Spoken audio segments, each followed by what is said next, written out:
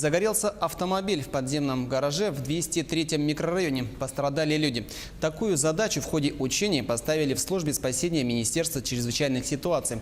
Насколько оперативно спасатели справились с поставленной задачей, расскажет Евгения Андросова. Случился пожар, звоним 112.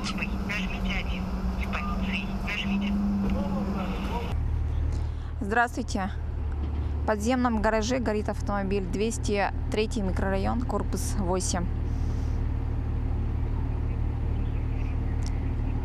Да. Андросова.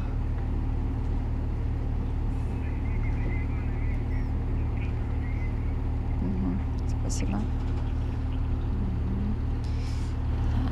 В рамках пожарно-тактических учений только что я совершила экстренный вызов. И сейчас мы увидим, как быстро они приедут.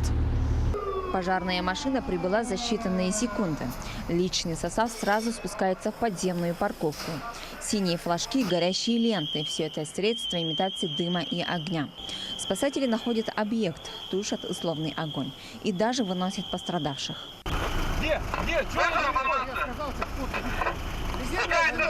сказал? 512 туда.